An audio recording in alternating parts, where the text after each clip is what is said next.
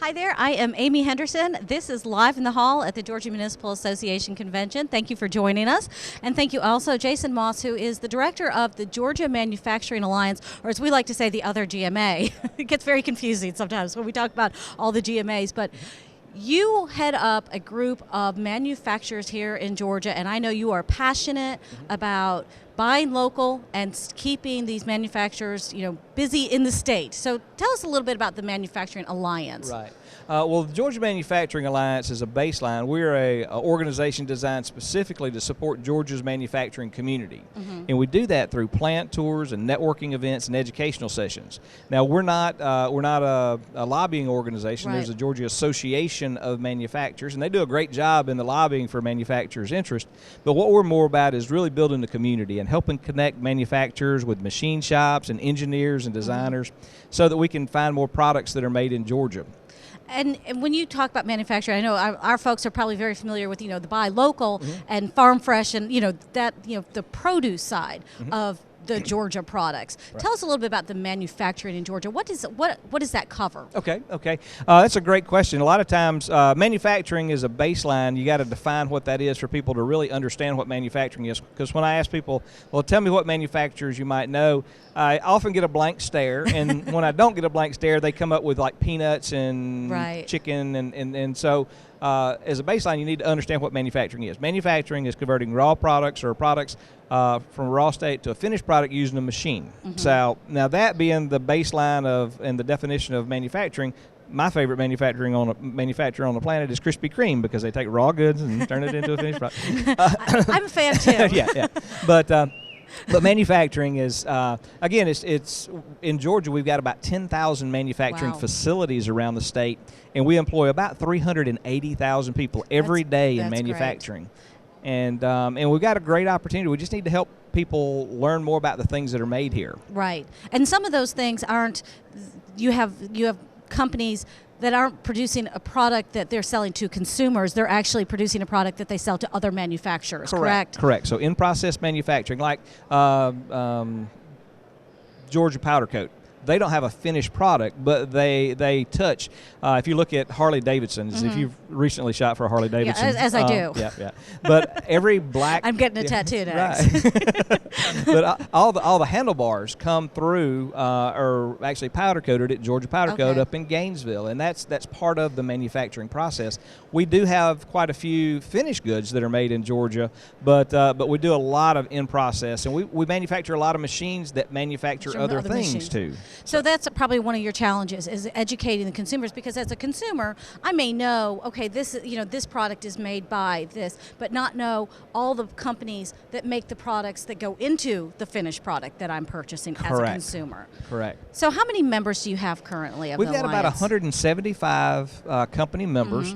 And those, our organization runs through sponsorships and memberships, and the memberships that we have are company memberships. So as a company, when they join the Georgia Manufacturing Alliance, when we host events, we try to provide information that's valuable for every department in a manufacturing facility. So recently we had the marijuana, the cannabis oil law was passed. And right after Governor Deal signed the thing, I had a lot of my guys call me up and say, hey, my guys are telling me they go out and smoke a little dope on lunch break. And maybe not. That's not exactly what that was about.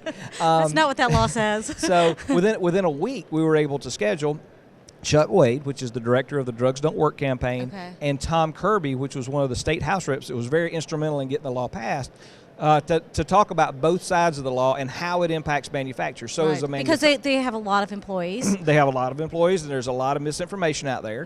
But if you've got a manufacturer and you send one of your employees to Colorado to work on a machine, they do something totally legal in Colorado and can't come back and can't pass a test. What is an HR manager or owner supposed to do? I mean, so there's some issues. That's we very need to valuable deal with. information, for them to have. So we try to provide things for the employers and the manufacturers. We've partnered with a lot of other industry associations, like the Georgia Employers Association. Great organization, really HR focused. We've partnered with the Society of Manufacturing Engineers. Pretty self-explanatory what they do. And then the Institute of Packaging Professionals and APICS, which is Organization for Operations and Logistics. So we try to provide education and training for every aspect of manufacturing. And as a member, when we do things on health and safety, they can send their health and safety folks. When we do HR-related topics, so the membership covers the entire company. What are some of the top concerns of the manufacturers? You and I had this conversation a few weeks ago about the top concerns that manufacturers have, and I just found it interesting because my first reaction when you asked me, what do you think they are? My first reaction was, well, obviously, educate, having the workforce to do the job, but that's not so. Yeah, so we worked really, really hard to try to find the things that are most important for our manufacturers, and one of the things we did was a survey. We gave them 16 different topics that I've heard all around the state people talking about. And workforce development I also thought was going to be kind of towards the top of the list, but the number one thing that manufacturers are most concerned with is sales and marketing. I was blown away by that. Number 2 was operational excellence, or business operations. And then number 3 was leadership development. So guess what we've tailored all our trainings around? Those 3 things, I'm guessing. Right. So we're building a program trying to make sure that we serve our manufacturers based on their needs, not just on programs that we can develop. Right. Okay, so city officials are going to be, they want economic development. They want these jobs in their communities. What advice would you give to them what do they need to do to attract manufacturers to their communities? One of the things that I would encourage folks in city management to do is go out and meet with your existing manufacturers. Even if you don't have anybody in your city, meet with other city managers that do have manufacturers in their community, because manufacturers are looking for ways to grow. They're trying to figure out ways that they can partner with communities, because the impact of manufacturing goes well beyond just the brick and mortar and the tax base. It is, it really impacts the community, both in good and bad. I mean, when an established manufacturer leaves a community, it leaves a mark. Right. But when they come to a community, they have the same impact. Right. So if you're looking to attract manufacturers, you got to make sure you got the infrastructure in place. You've got, most manufacturers, water, sewer, lots of power, lots of gas. Those are things that really matter. And then having a workforce. That's a big thing that manufacturers, I hear all the time, that they're really looking for, is making sure that they've got a ready workforce that fits the numbers that they're looking for to pay on the labor side. And a lot of manufacturers work to give back into the community to help develop the coming generations that are So they'll work with the community to help develop their skills. Correct. That's great.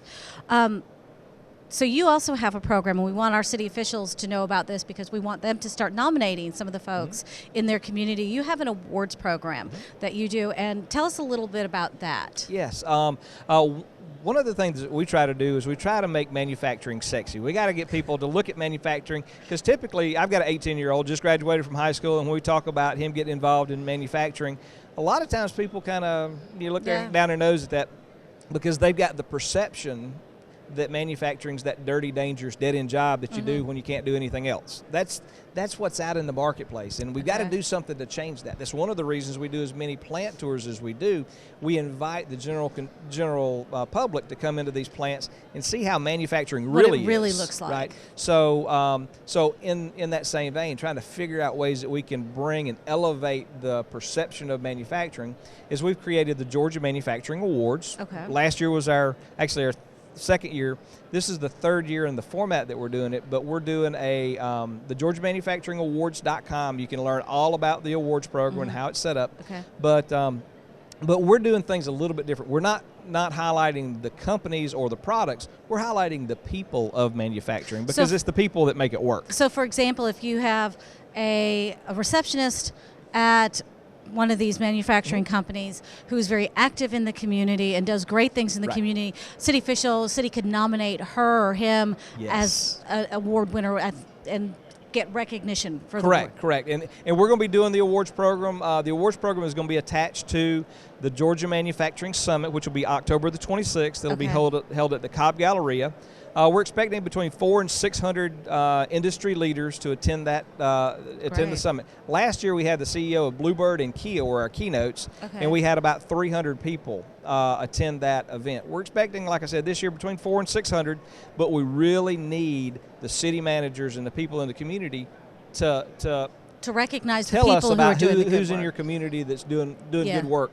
You know, and it might be Fred that's been running a drill press for the last 30 years, but he may have fostered, several kids and been coaching T-ball for 20 years. Those are the stories that we need to hear about good people doing good things in manufacturing. See the faces of the people in manufacturing. Correct. Well, great. Yeah. Well, we wish you the best of luck, and we're going to do our part to get you some nominations, because I know our city officials, they know folks in the community, and they love to recognize the people who are doing good. And thank you so much. And we're going to go back now to Kelly out in the hall and meet some of the exhibitors who are here with us today.